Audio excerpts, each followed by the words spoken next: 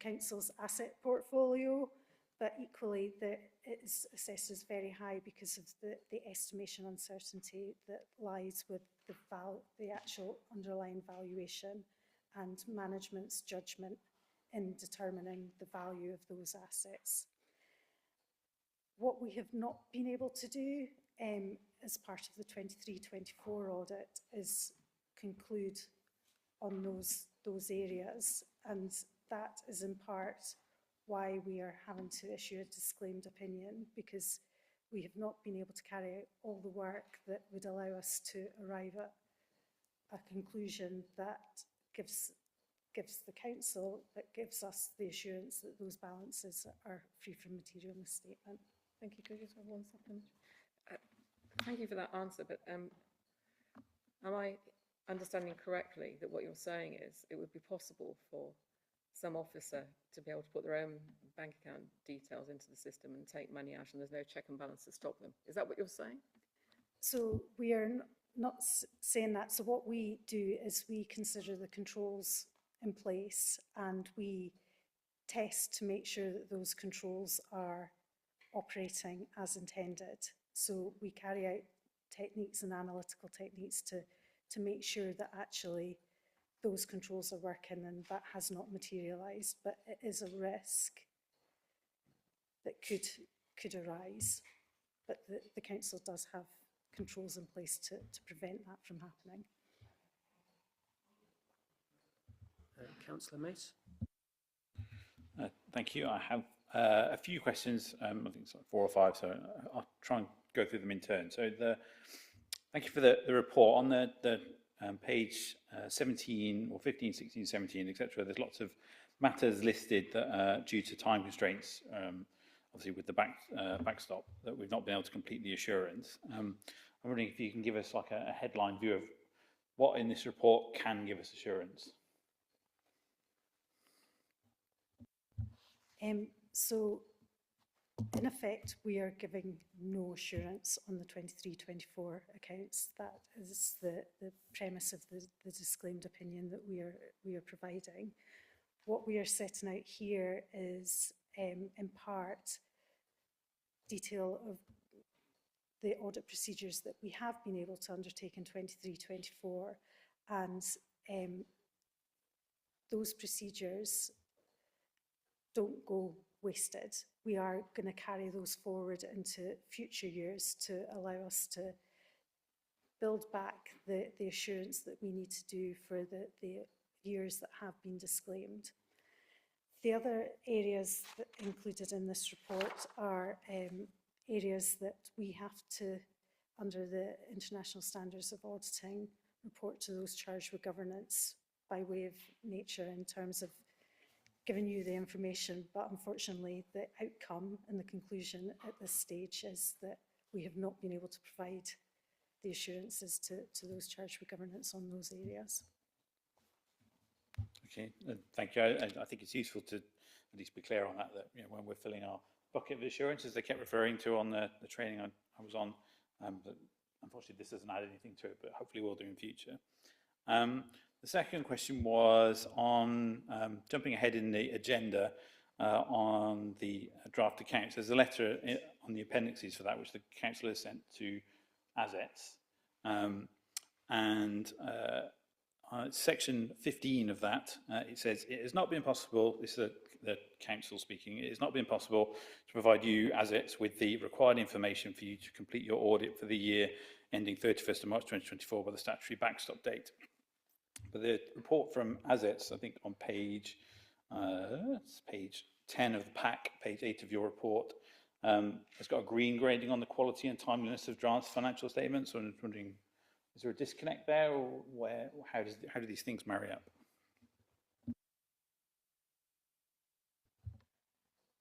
So the letter of representation is the representations that the Section 151 officer has given us in order for us to provide our opinion on the financial statements.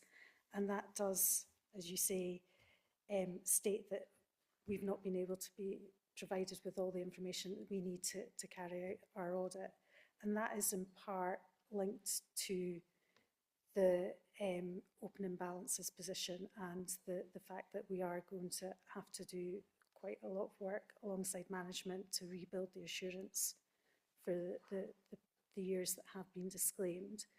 In our reports, what we're reflecting on and what we're reporting on is that while we have not been able to carry out those planned procedures, from the work that we have carried out, we do think that management has the processes and procedures in place that when we do come to that point in time where we are moving back into that unqualified audit opinion process, that management do have those processes in place to allow us to conclude on those areas that are in the report.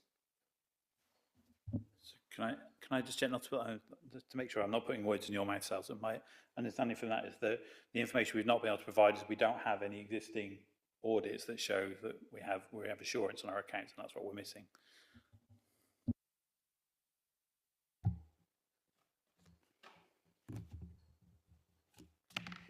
Yes, basically we haven't got a clean start with a clear set of the previous year's audit completed with a clean bill of health. So therefore, the opening balances, whilst we might be confident as the management cohort that we're comfortable with them, the auditors haven't been able to be assured that that final audit from the previous year has been carried out correctly. Thank you. Obviously the backstop dates continue on for the future accounts. Do we think there's going to be enough time to complete all the work necessary for the next year so we can start building that assurance in future? So our intention is to work now with management in terms of developing a recovery plan to understand and work together to rebuild that assurance to get to that position where we are moving back into that unqualified audit position. There are still elements of uncertainty around about that. We are participating in groups at a national level to make sure that actually across all councils where this is impacting, that move and the procedures that we are applying are done in a most efficient and effective way and a consistent way as well. There are processes and procedures, however, that we can do at a local level with the council, and that will form the premise of our recovery plan that we will bring back to this committee at a future date. Thank you. And I've got two final questions which will last together, which is, as I understand it, a big problem with audit has been the ongoing valuation of plants, property and equipment. Is there any kind of plans the government are bringing in to improve that situation in future so that the backlog doesn't just reoccur? And secondly, do we think it's possible we're going to get to a non-disclaimed opinion before this council ceases to exist in 2028? So the valuation of property, plant and equipment is, as you say, one of those areas that actually has potentially led to the backlog. It is one of those areas and one of those factors as well. There isn't any indication that is going to change, but that is one of those areas that we can work with management to make sure that actually we are on a timely basis, and it does come down to the capacity of the council and the resources that the council has to move back to get into that assurance over the valuation of the land and building for the council. It potentially could take a couple of years to do that. And again, it will depend on the timing and the capacity, because we are heading towards the end of this financial year as well, so that does need to be taken into consideration. The unknown is around about local government reorganisation and devolution, and whether or not actually we will be in that place prior to any local government reorganisation, it is very much uncertain and unknown at this moment in time. Thank you, and thank you for your patience with all the questions. Thank you both. Any other questions, comments? Councillor Sarah? Thank you. So I might be misremembering this, but I thought that when we were reviewing the situation as the new accountants were being appointed, there was a statement made by probably Shane that we had provided all the information necessary to that accountant to finish the works. I don't know if anybody else remembers that, who might have been at that meeting. Well, if that was so, why is it no longer so? If it was available to them, why is it no longer available to our new accountants, I guess is what I'd just like to understand. Or maybe it was never available and I've misunderstood. I think that's a fair question. Come and respond. I can try and respond in part to that. I think the information, so this is me speaking on behalf of the predecessor auditors as well. My understanding is the information would have been available and available to the predecessor auditors. But as a sector, we had got to a position that actually there was a backlog, and that was for a variety of different reasons, including capacity within the external audit arena, the increased regulation put on external auditors, including, for example, the valuation of land and buildings, and the implementation of the backstop dates was put in place to basically reset, recover and reform to get us all back into the position of, as I say, delivering unqualified audit opinions. So while the information may have been there, the statutory imposed backstop date of the 13th of December potentially did not give the predecessor auditors the time to complete those audits for this council the last 2 years. Sorry, my question remains. Yeah, would you want to reiterate it? Or? So what I'm trying to understand is, I think I remember a statement, again, could be wrong, I think I remember a statement from the previous finance officer that said we had, as a council, had provided every piece of information necessary to process the accounts, and our predecessor accountant had failed to use them for whatever reason.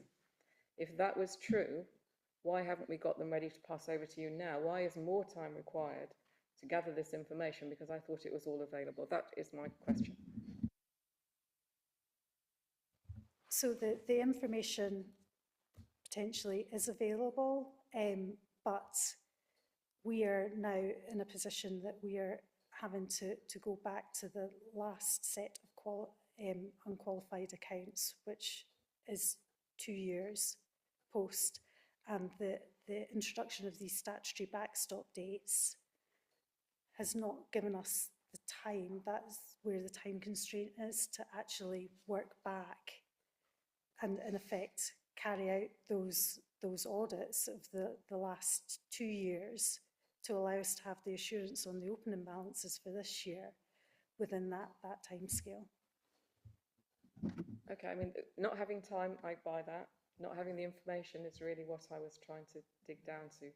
I think you said you do have the information, but there needs to be time to process it. Is that correct? My understanding is that the council does have that information, and yeah, it would be a case of how we efficiently and effectively use that information to allow us to give that, build back that assurance on the opening balances. Okay, thank you. Related to your question and Councillor May's question, I'd like to ask about the recovery plan that's mentioned on page 6. So how confident are you that that recovery plan will lead to, fully audited accounts by the time that this committee meets in June? So the recovery plan, we will be presenting to those charged with governance a recovery plan. The development and evolution of that plan, we will be working with management, but as I've mentioned as well, there are factors on a national level as well that will inform that, and currently there are meetings ongoing in terms of development and consideration of those across audit firms and the regulator to develop those. So we are slightly dependent on the outcome of those discussions as well, and the timing of the outcome of those discussions. Okay, thank you. And I just want to ask about backstop dates. If they're statutory, why do they keep moving? People, why are we not bound to them? I hear the word statutory, and my head says you must stick to it, and yet slippage all the time. And I know it's historical with previous external auditors, and you're picking up the pieces, for want of a better expression. But I hear statutory backstop, but it's not really, is it? So, is there a legal explanation for how we circumvent that supposedly mandatory backstop date? Because we seem to be doing what we like. So the statutory backstop dates came in towards the end of 2024, and they are statutory dates, and there are consequences if the council does not meet those dates. So yeah, they are moving, they are built into regulations, and they cover the next 5 years. So I'm glad I asked the question, because it's my name on the bottom of the letters, and I get, well, as a committee, I suppose, but we are responsible for ensuring completion of audits, but of course we're delegating the responsibility. So I think the question's sort of very fair, because it seems a bit like Groundhog Day. We just want to have qualified accounts, not caveats, because that seems to be a recurring theme. And as Councillor May said, it seems that we're going to be replaying this discussion until the local government reorganisation. I really hope that's not the case. So I guess, well, I speak for myself, seeking more assurance than we currently have, that we're going to have fully audited accounts, if I'm allowed to say that. Got 3, wow. Councillor Sarah, I think you've nipped ahead of your colleagues there. I was only going to say that I didn't actually get an answer to my previous question. On page 21, I didn't get an answer to my second question on page 21. Do you want to repeat it? Yes. Yeah. So on page 21, I was asking of the elements that are corrections, effectively, adjustments going to happen. I was just wondering, were the figures involved significant? That was my question.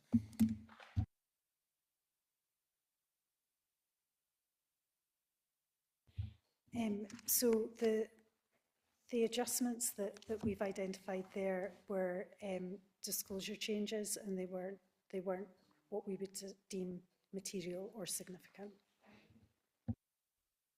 Thank you both. Councillor Barnes, sorry, Councillor Kimberley. Thank you, Chair. I'd like to ask a question of Sal, actually, about the audit fee, how it compares to previous years, when in fact the previous audits haven't been completed, and whether we've actually paid the previous audit fees on the basis that they haven't yet delivered in a form that enables us to... Yes, a refund would be good, but A, how does it compare to previous years, and have we paid for audits that haven't happened? Thank you. So we haven't paid for the previous year's audits yet, and because the accounts haven't been fully audited, they're sitting with the overall governing body, the PSAA, who are looking at ours, plus hundreds of others in the round to see what a fair fee will be, because I think from their perspective, the auditors have undertaken some work, and there's that justification going on between the audit firms and PSAA before we get told what the final fee will be. Yeah. So have we made provision for all these fees that we don't even know how much they're going to cost at the moment? Yeah, sorry, yes. And also, how much more is this fee than what we believe previous year's fees will be at some point in the future when they get their act together and provide a decent service? That's not for us, it's the previous incumbents. So I think from memory, and Kathy's given me a nudge to say that the previous audit fees were around 70,000 per annum. They probably got hiked up because of the additional work that was going on around pension valuations and the work that's going on around property valuations, and some of the additional work that were being asked of the auditors from the international standards bodies. And so you can see there's a significant difference between the 70,000 with EY and what we'd budgeted for the 23-24 audit with AZs, but that was all taken into account as part of the budget setting for those years.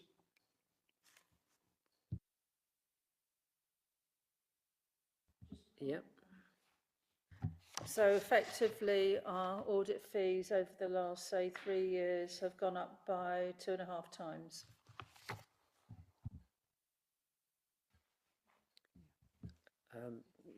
Yeah. Comment valid. I mean, I looked at the fees myself and thought it was a big jump there. But yeah, point well made, I think. Councillor Kimberley. Thank you, Chair. Like most people, I am a total novice to auditing, so I'm going to try and keep my question as untechnical as I can and to sort of ask an opinion.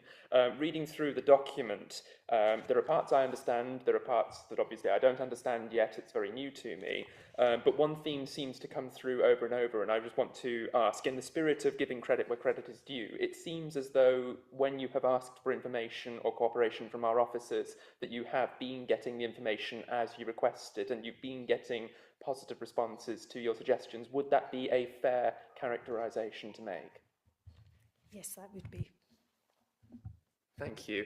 And in the spirit of giving credit where credit is due, thank you to the officers who have been giving such a speedy response. It's obviously a very technical and involved process, and one that perhaps the importance of it is not always obvious to those outside of the world of auditing, and I am slightly overawed this evening. Thank you. You can come back. No, thank you for that question and praise. Any other questions, comments, Councillor Sarah? I'm sorry to go again. Yeah, that's fine.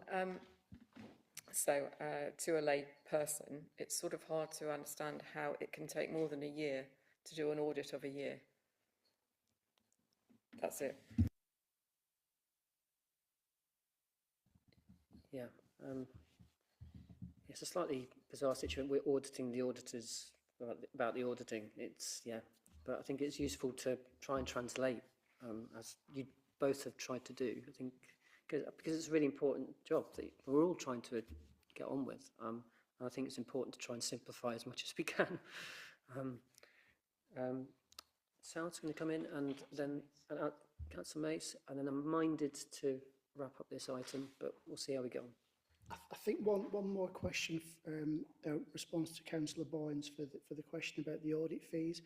When AZs took on the contract for 23-24, that was through another procurement exercise with PSAA.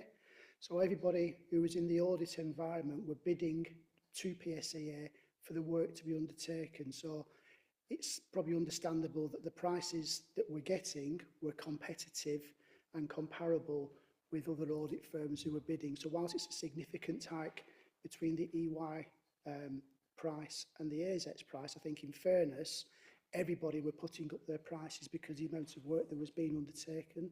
So I think that's a bit more context, hopefully. Thank you, Sal. Councillor Mace? Thank you. Not to sound like I've got religion, but I just wanted to say again, I recommend the introduction to audit committee's course from the LGA. It's sort of fully funded, and it did cover a lot of things about why there's a backlog and what the problems are and what sort of things to be looking for. So anyone who's new to audit and feels like they want to get to the point where they can declare an interest at the start of the meeting, they just love audits and they want to keep reading them. And again, I would definitely suggest going on that course. It's very good. Yeah, I'm sorry for not going with you. It just crept up on me that date. Yeah, LGA, loads of great courses. Okay, I think those are all comments and questions on this item. Just bear with me while I get the covering report in front of me. So the covering report has a recommendation to note the two external reports.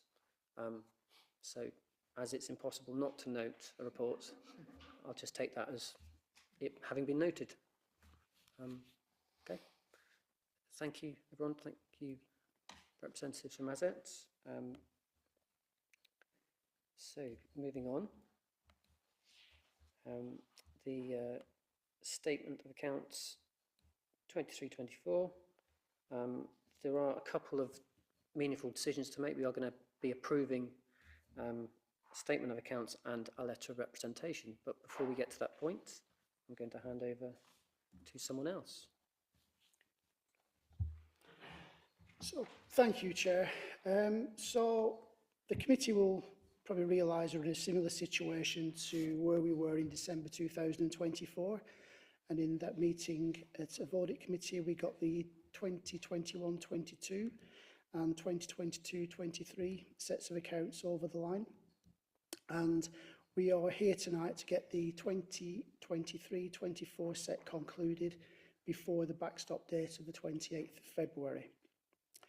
So, as normal, the 2023-24 set of accounts has been produced in the format that the committee is going to be familiar with. It's in the format that's stipulated by SIPFA in accordance with relevant sections of the Local Government Act. The committee members will know that there are 4 core statements within the statements of accounts, and these comprise of the movements in reserve statements, the comprehensive income and expenditure statement, the balance sheet, and the cash flow statement. The movements in reserve statements is often referred to as the MERS, and that's provided on page 66 of the pack, and this shows the movement in the year on the various reserves which the council holds. The comprehensive income and expenditure statement is shown on page 68, and the first part illustrates the full economic cost of providing the council services, and the second part reflects the gains and losses that are due to measurements of assets and liabilities within the council. The balance sheet is provided on page 69, and this is a position at the end of March 2024, and basically identifies what the council owns in terms of assets and what it holds. The cash flow statement is on page 34, and this summarises the cash and cash equivalent movements that have occurred during the year.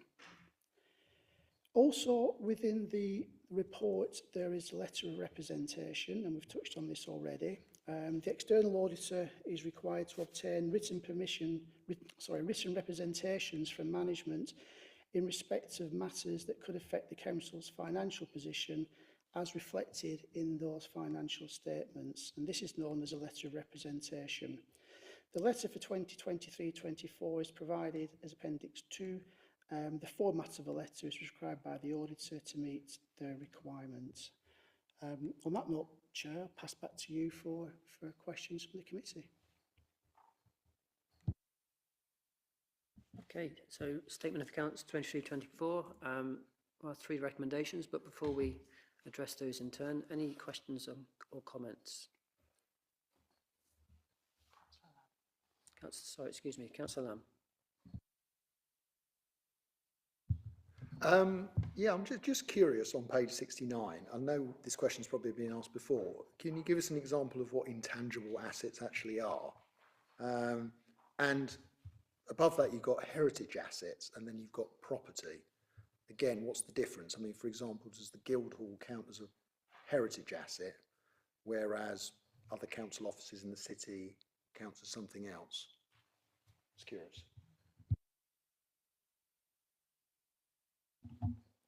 Through you, Chair. I'll take the heritage question first because it's easier to explain. Yes, Guildhall is a heritage asset along with museums, etc. That's basically what is included in heritage asset. We do have a few assets within museums that are also classed as heritage assets. So, yeah, you've hit the nail on the head there.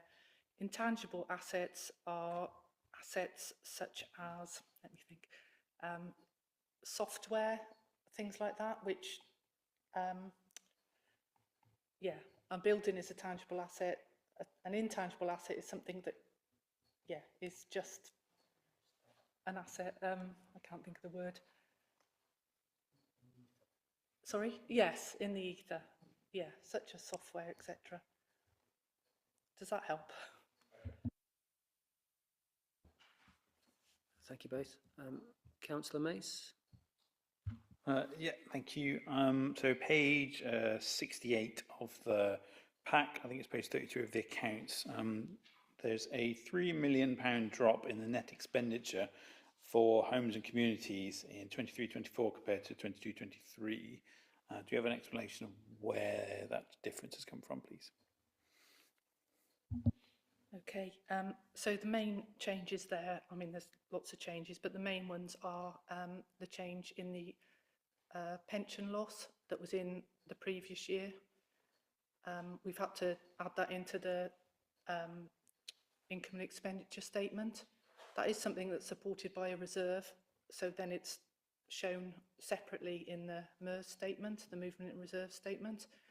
Secondly, there's some capital expenditure that, because it was work on an asset which didn't belong to us, so particularly Towns Fund projects.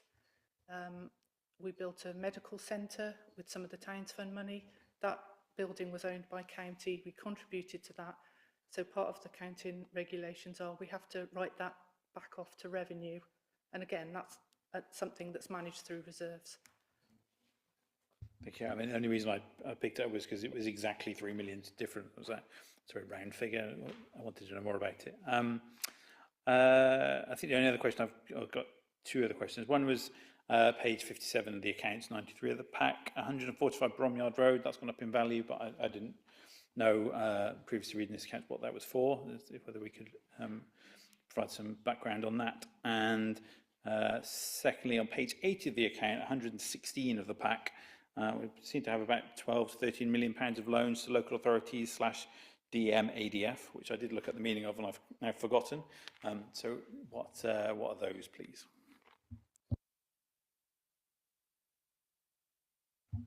Okay, so 145 Bromyard Road is a building we own that we previously leased out for, I think it was to Sanctuary, for them to place people in temporary accommodation.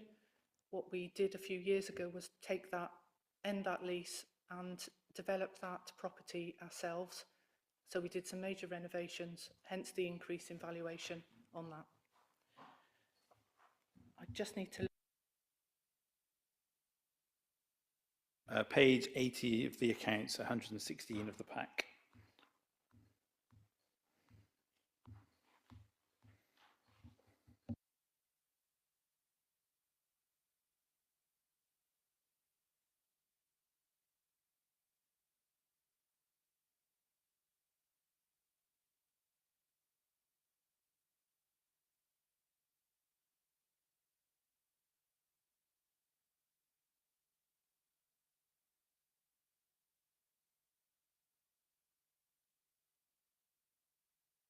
What's the question again, Councillor?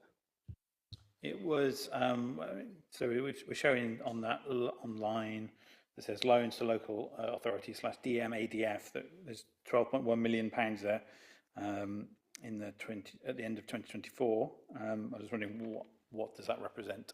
Like, do we have loans to other local authorities, or is it something else?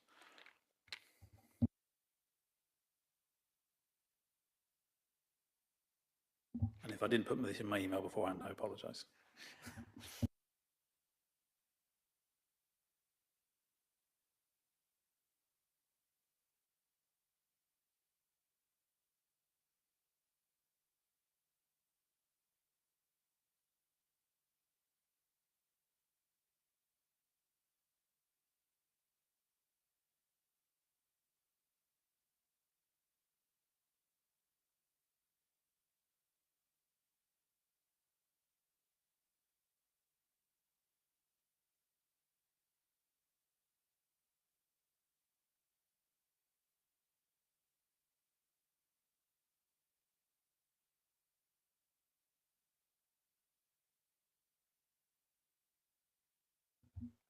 Through you, Chair. So, prompting from Rachel, it's money that we'd have had in surplus that we'd have lent out overnight to, yeah, it just that treasury management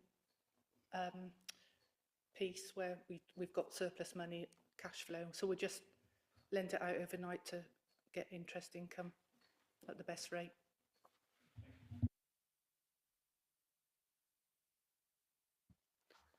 Okay, thank you both. Any other questions, comments? No. So looking back at the covering report, so 3 recommendations. I believe we've already done the first one in the previous item. So consider the impact of the completion report on the statement of accounts for this council for 23-24. We have considered that. Number 1.2 is whether we want to approve the unaudited statement of accounts in the form appended to this report, having considered the completion report and the external auditor opinions on the accounts for 23-24. So I know we've had some reservations and comments and questions, but do we approve the at present unaudited statement of accounts in the form that they're currently in? All those in favour? Thank you. That's carried. Oops. Is that a unanimous? No? Yeah, sorry, make sure. And the letter of representation is for us to approve. And just before I open it to a vote, that letter of representation is us as a council communicating to ASETS, the new external auditor, that we've basically done what we should be doing. So just for those people watching in, that's what the letter of representation is. It's us as a council saying to ASETS, who are here today, we've given you all that we can. Now it's over to you. So do we approve that letter of representation? All those in favour? Yeah, grand. That's carried. Thank you. Thank you again, Sal. And are we okay to press on?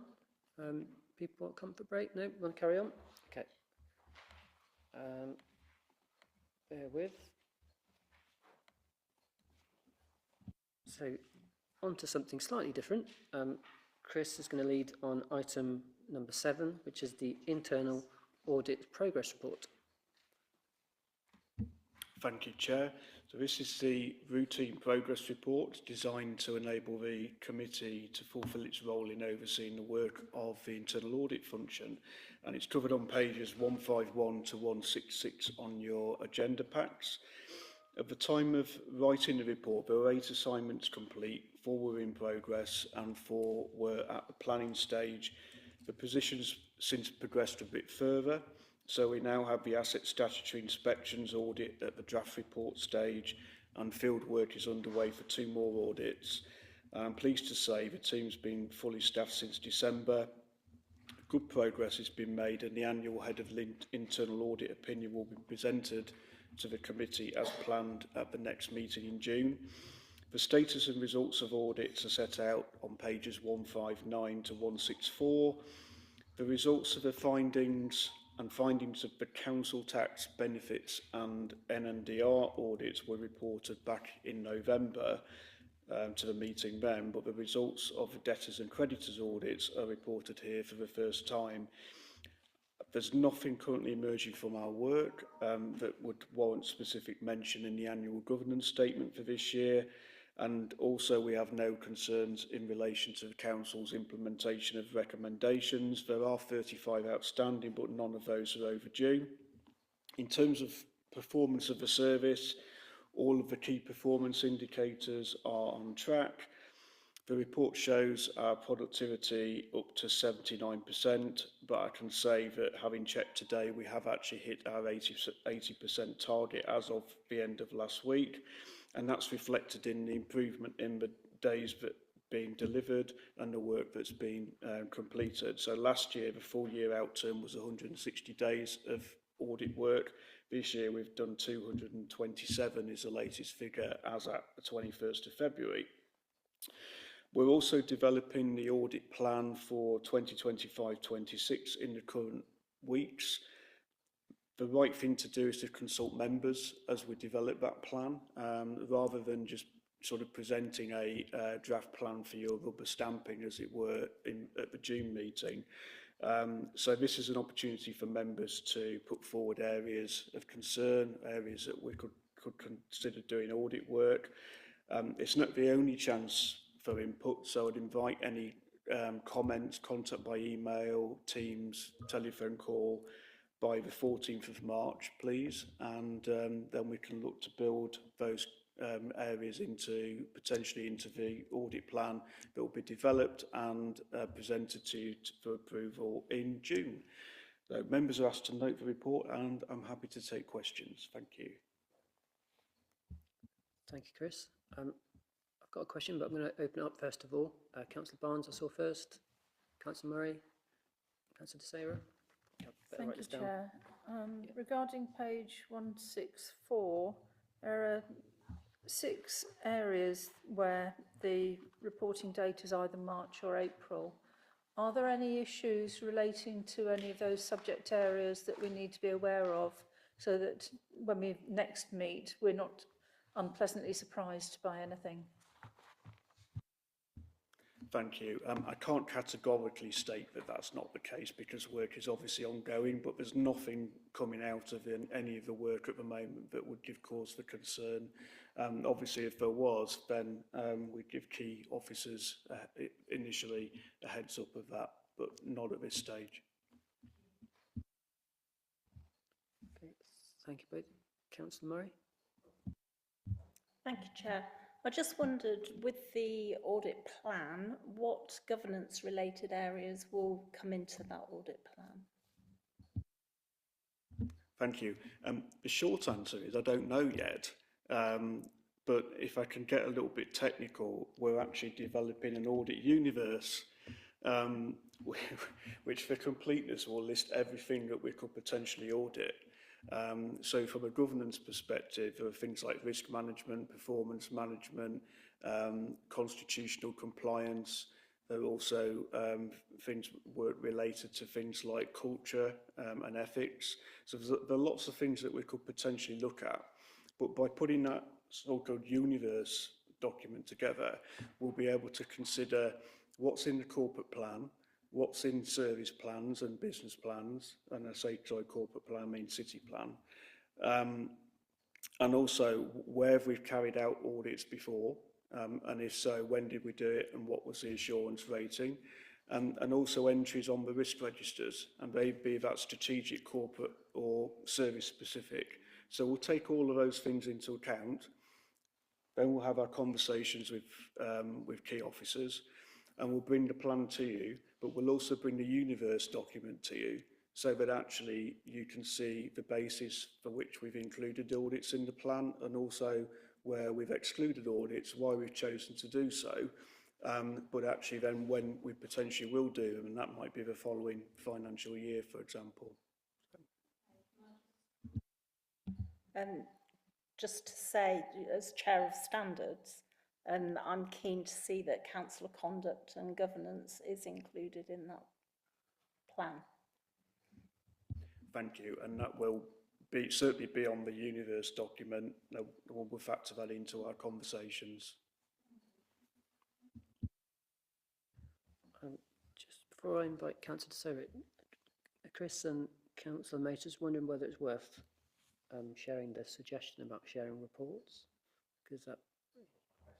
Oh, you can park it for now, yeah. Okay. Sorry to put you on the spot. Councillor Sarah. Thank you, Chair. So it's good to see that this internal audit seems to be well on track. And I was wondering whether some elements of it would support trying to get the external audit also back on track. That was all. I think the way I would answer that one is to say that a lot of the work that we carry out and have carried out, particularly in relation to the financial systems, gives you some assurance that in addition to what external auditors have said, that the controls that are in place are largely operating as expected. So that's about the systems and the processes that underpin the numbers that you've effectively been asked to sign off today. So whilst we haven't looked at those numbers and validated those numbers, we've looked at the systems, the management controls, etc., that underpin them, and we're giving you, in most cases, a substantial level of assurance. It's not full assurance because that doesn't really exist, but a substantial level of assurance. One thing. So I think I read in the other auditor report some assessment of IT testing. Is that right? I think I did. IT testing, one of the elements you look at. So is that the sort of audit that you would then also pick up and check that whatever testing was of IT systems was done has been adequate? So basically there are a number of IT related areas that will go onto that universe document. So there are IT specific audits that we carry out. For example, I believe we've looked at cyber security before, network resilience, but there are other things like IT asset management, which has already been flagged by officers as an audit to potentially include next year. But there's other things like running how the service desk is run, general IT administration. So they will all go on the list. They'll all go into the pot in terms of discussions and evaluation. And again, there will be something in the audit plan, but we don't know exactly what it will be just yet. I'm so sorry, the last thing. Is it going to be possible to recommend things like, and this is quite a detailed one, that all members' devices get regularly swept for bugs and that sort of thing? And, I think I had a message recently that my storage was running out. So I just wondered if that could be part of it. Thank you. To be honest, I think that might be something that could be picked up with officers in the meantime without an audit review, but others might be more technically savvy than me and can answer that one better. Well, I mean, you've asked for members to put forward suggestions by the 14th of March. I mean, maybe for the time being, if you're going to follow it up with an email, and then it might be an audit category in its own right, or it might be simply an officer sort of par for the course check. I don't know, but I would say to anyone, not just in this committee, but throughout the council, 14th of March, if you want aspects of the council to be looked at in an audit point of view, let Chris know by the 14th of March. But yeah, thank you. Got Councillor Mason, then Councillor Kimberley. Thank you. So yeah, it's really good to see that we're on track and have made really great progress on our internal audit things. I think a couple of bits of feedback I picked up from the training course, which I will stop referring to at some point, was that in many other councils, the audit committee has access to the internal audit reports, whether that would be useful for people to be able to see so they can get an overview of what's been going on and what has been looked at. And also as on the agenda over the next year, doing deep dives into some of the areas to say, so we get a better understanding of how the internal audit work is done, and opportunities to give feedback on that. And I would hope, certainly as we go into the next year, I think this committee will do its job better if we keep the membership of it largely stable, because we are out of elections, so we can do a better job if we're here and able to understand how the audit universe picture is being built up over the next few years. Thank you. Okay, thank you, Councillor. So first of all, in terms of sharing reports, yes, in short, absolutely. We just need to sort the mechanics out of exactly how we go up SharePoint. Yep. So we'll do that. And from my perspective, it'd be good for members to be able to see that the detailed reports correlate with what information we set out here in the summary for the committee. Secondly, in terms of deep dives, I think, again, yes, absolutely. I just mentioned that if we have any internal audit reports that result in limited or no assurance, they will automatically come to the committee for consideration in full. So, you don't just get a summary for those, you get the full report. But there'll certainly be opportunities for deep dive. We've got the committee agenda planning meetings with the chair and vice chair. So that's perhaps a forum that we can use to consider what the forward agenda plan is and where and what subjects we might choose to have as deep dive topics. Yeah. Through you, Chair. Then just to sort of draw together a couple of those threads, I think we might want to think as a committee about looking at some of the key risks on the corporate risk register and potentially having a seminar or a pink paper where we talk about how are we managing those risks, cybersecurity being one, for example, but there are others. I'm not saying that we wouldn't then end up having a public discussion about an item, but just in kind of seminar mode, to talk as a group about what assurances and mechanisms are in place, because internal audit won't always be the best route for something like cybersecurity, but they'll have a role to play, and you challenging officers in terms of, well, how does it all fit together and where does assurance come from? And we could have a really good conversation around that based on the key risks on the corporate risk register, for example, and I think that would add a lot of value and challenge back to officers, and I think that that's a way of keeping risk management at the top of the agenda. And so I think just hearing the point about feeding things in for the 14th, I think it's also thinking about whether we do something in a seminar style to talk about key risks and how they're being managed, audit being one aspect of that. Thank you. Yeah, agree with that. Councillor Kimberley? Thank you. I wasn't going to speak to that point, but now you've raised it, I hope that any such seminar and educational opportunity will be extended to as many members as possible. I think that it's, I can see the value of that training being spread widely. I just want to, in the spirit of public education, really, and me being an ignorant member of the public, asking under 2.5 of Appendix 1, are clients progressing audit recommendations with appropriate urgency?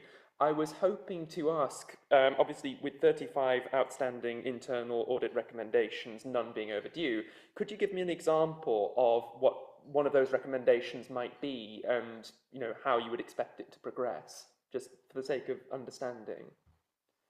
I hope I'm not putting you excessively on the spot. I'm just trying to think of one. So I'm just going to do generic examples because I haven't got your list in front of me. So first of all, in terms of the percentage, the implied percentage at the moment would actually be 100% because it's the delivery on time and we've got none overdue. And hopefully that will still be the case at the end of March and the target will be exceeded. In terms of recommendations, we make 3 categories of actions and we prioritise them as high, medium, low according to the level of risk and the potential impact. We always follow up on all of the high and medium priorities. We don't follow up on the low priorities because by definition there seem to be lower risk.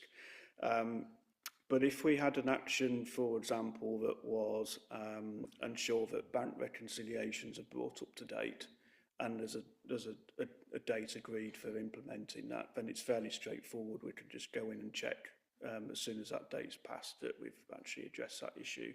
But there are other things which they might require a new policy to be developed and implemented. So sometimes we'll agree a longer period for those because actually we realise that behind the scenes it's not as simple as an officer spending a day drafting a new policy and job done. Actually, there's a lot of consultation. that needs to go on internally with other officers in other departments, and of course with members, and you've then got to work to the timetable to that. So it does depend very much on the situation, but we agree a date at the end of the process. We do ask officers to be pragmatic and realistic about that, because there is a tendency to say, oh, I can do that tomorrow, but actually you can't because you've got the day job to do. So we will check and challenge on that. We agree a realistic timescale. We automatically follow up when the date's passed, and we see where we get. Well, thank you. I think you may be one of the very few people in the material non-audit universe who's able to render that into comprehensible English. Thank you very much. Thank you both. I have my own question, but just checking anyone else has question, comments? No. So yeah, sorry Chris, put you on the spot again. It's about the productivity target, and again I'm taking sort of the same view as Councillor Kimberley, trying to translate and understand, you know, because if I was a member of the public reading the papers, I'd be thinking, why is it not 100%? So page 2.2 says the new 80% team productivity target, which was set for achievement by the 31st of March this year, is very close to being delivered, and you've said it actually is being delivered. So that's an 80% productivity target.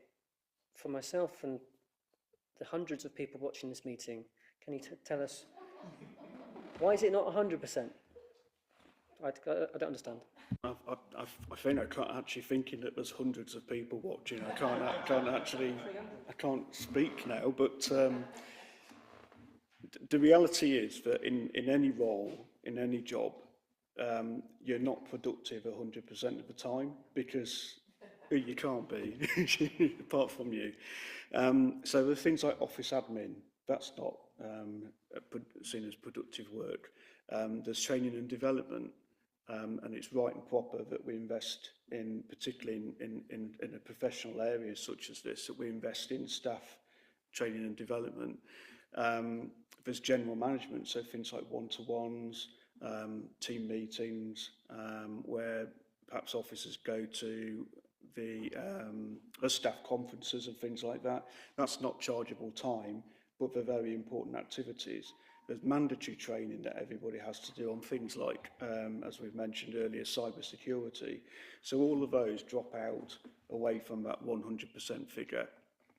We started at the beginning of the financial year at 66%, and we set the target at 80, and we just hit that target. We will stretch it a bit further next year and the year after. I'd like us to get to 85% ultimately. It matters because that's how you're spending your time doing productive work. So that extra 14% is actually the equivalent across the entire service, including the other authorities as part of the service as well, of 1 FTE. It's not an FTE that we can then save, because actually what it's doing is it's actually enabling us to deliver the work that we're set out to deliver in the first place. So we're now, you know, I feel in a much stronger and better position as a service. And again, I've said before, I think, you know, the team, to the credit of the team, they've really embraced this. And I'm looking forward to mentioning it tomorrow that we've hit the 80%, because I don't think they know us yet. And we'll pass on our thanks. Thank you for explaining that. It makes a lot more sense now. Councillor Sarah? Thank you. Just to comment on that, really, in any sort of project planning activity, it was never wise to plan anybody on a Monday task at more than 4 days a week. If you did, you'd just fail to meet your target, because it's just not realistic. Yeah, I can see your point. Chris, you want to come back on that? I don't think, except to say that I agree. I mean, that's exactly what delivering an internal audit plan is about. It's project management, and what we've got is 7 plans, if you like, as a service. Yours is one of them. So in total, there's something like 70 or 80 projects that sit within that. So it's like programme delivery, really, and you're absolutely right. You have to build contingency in for things like sickness as well. If you don't include annual leave and so on, then you're setting yourself up to fail.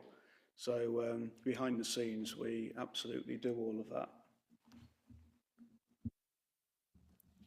Yep, that 80% figure makes a lot more sense now. But yeah, thank you. And to the 100 watching. 100, yeah. Don't tell them I said make it 100.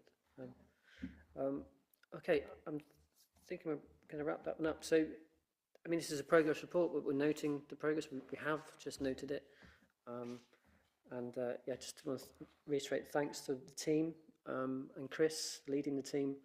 And yeah, if you have any suggestions for parts of the council that could be looked at from an audit perspective, then get your ideas in by the 14th of March.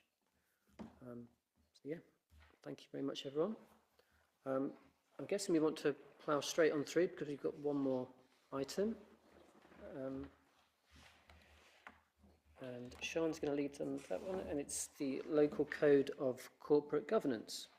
Thank you, Chair.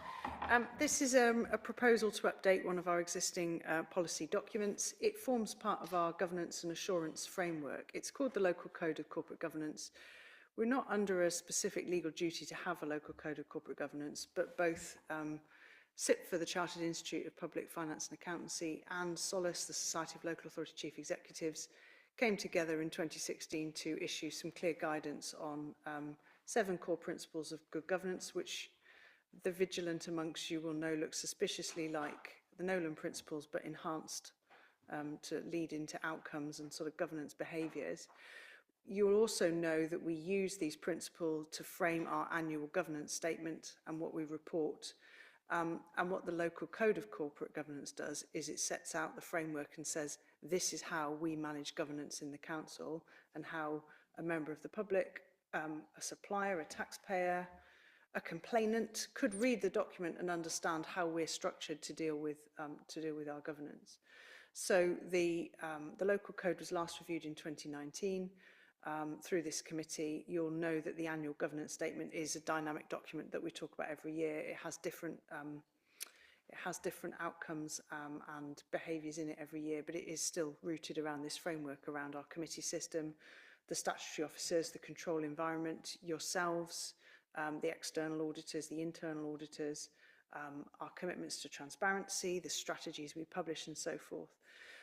The changes that we've made to the document since 2019, they are relatively minor, they are updates. I've summarised what they are in 3.1, reference to new strategies, reference to the function of the corporate leadership team involving the both statutory officers, monitoring officer and section 151, an internal officer working group. We have the corporate governance board, which steers policy work, and reference to the fact that we no longer have a kind of standalone corporate governance action plan, because the actions arising each year are picked up through the annual governance statement and internal audit work.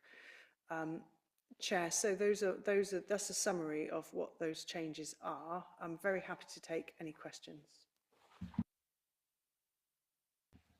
Thank you, Sean. So as you just said, the main changes are under 3.1, making reference to the new city plan that's just been agreed and so on. Any questions or comments about the updated document? Councillor Mace, excuse me, I can't do 2 things at once. Just Councillor Mace, yep, go ahead, thank you. Thank you. I think having not been aware of this policy before, it's really useful to read it, and the updates I think are useful, so thank you to Charlie and the officers who've worked on this. I think one of the things that came up in the annual survey was residents putting on that they didn't feel like they could influence council decisions, and I think one of the things in this document, Principle B, ensuring openness and comprehensive stakeholder engagement. I think anybody who's concerned that they aren't able to influence council decisions should probably have a look at that, because they can see all the ways that they can get involved and influence what we do. I think I did have 2 suggestions to make to the document. One was on Principle B, was including the committee system in the list of what we do to achieve this, because I think the committee system allows everybody across the city to have an input on all of our policy decisions. So anybody's councillor can get involved in policy, and I think that's a really useful and powerful thing. And on monitoring and review, as I think Sean's already alluded to, bringing the risk registers to audit and governance review, because they go to policy and resources at the moment, and I think it's an important thing to bring them to audit as well, so that we have an overview of that in our audit universe. Thank you. Thank you, Councillor Mace. Yeah, Councillor Barnes? Just a comment really that over the last 2-3 years, as the corporate governance statement has progressed, the behaviour of the council in public and in private, I think, has vastly improved. And I'm sure that the Standards Committee are aware of that too. And I think that embedding all of these different points has enabled us to actually work forward and actually concentrate on things that really matter so we can deliver for the citizens of Worcester. And we do it in a much more grown-up way than previously might have happened. So I really hope that this continues to be tweaked and we keep on moving it forward because it's an invaluable document. Thank you. Thank you, Councillor Barnes. And on that point, I mean, with the previous item, we've said pass your suggestions on to Chris, but with Code of Governance, is it a similar mechanism? Is it simply, you know, we might be reading at bedtime reading one day and go, oh, actually, could we maybe change a line there? Would we simply email yourself, Sian, or would it have to come to committee to update this document? What's the mechanism for changing? Yes, through you, Chair. I think that what I'd be keen to do tonight is achieve an updated document that we can publish. It is supposed to be a statement of our behaviours, what we do, how we're set up. The annual governance statement is supposed to be a more dynamic conversation about what else do we want to do and what have we learned, and as Councillor Barnes has said, what are the outcomes that we've delivered because we've had good governance. And the annual governance statement should be something we have a conversation about twice a year. So there's an opportunity there to have that more dynamic conversation. So as an example, the committee previously were very keen that we published members' attendance at committee meetings. We now do that. That was a direct bit of feedback that's gone in. That's now one of our new behaviours. I think in terms of, I'm always happy to receive suggestions on the document, but I guess given that we last reviewed it in 2019, I'm keen to come away tonight with that updated document. What I would say is Councillor Mace is proposing 2 amendments that I'm certainly, as an officer, happy to advise you would sound very sensible. So if you're happy to just accept those 2 amendments, we'll add those in tonight. If anyone does want us to review this document again, you know, imminently, then very happy to do that. If it's a material amendment, of course, it will come back to committee. If it's just a procedural point, it's reflecting something we do, I can make that change because it will just be a statement of fact. Thank you. Yeah, so if it's a substantial change, it has to come here and be discussed in public. But yeah, if there's minor tweaks, then common sense prevails to change it. Okay. So happy to take Councillor Mace's 2 changes on board. Yeah. On behalf of the committee. Councillor Sarah? Would the committee vote on that? I'm not sure. Yeah, I'm just going, but do I have that that power? Doesn't it have to go to a vote? And if so, could Councillor Mace repeat the 2 changes he's suggested? It was including the committee system in the what we do to achieve this on principle B, it's ensuring openness and comprehensive stakeholder engagement, and on section 3, monitoring and review, including the risk registers as something audit and governance reviews. Seemed very sensible. Quick show of hands if everyone's in agreement with those 2 suggestions.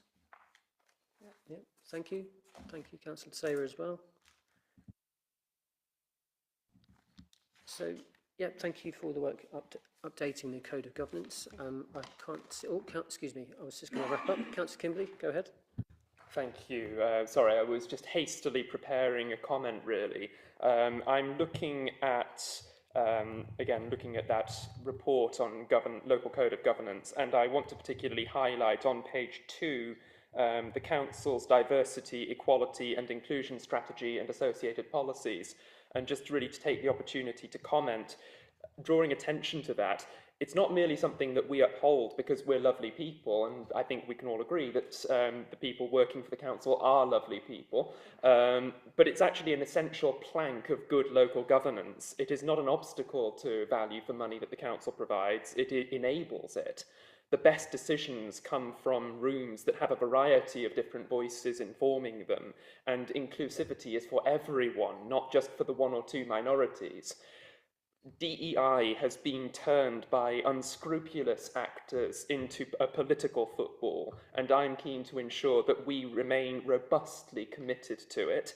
I'm glad to see that it continues to be something that we are auditing and checking up on, that it is being implemented correctly, and I hope that we will continue to renew that commitment over coming years, irrespective of political weather.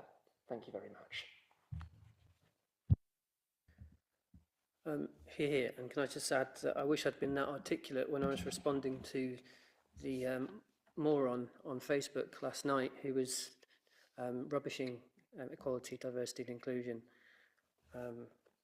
bizarrely, in relation to a newspaper article about a broken wall. But there we are. If only I had had those words, I would have dealt with that one. Here, well said. Any further comments or questions in relation to the updated Code of Governance? So, yeah. So yeah, we are having been asked to approve the amended Code of Governance. All those in favour? Thank you. That's carried. And I've not been informed of any other business, so I think I can thank you all for your time and conclude the meeting. Safe journey. Thank you, everyone.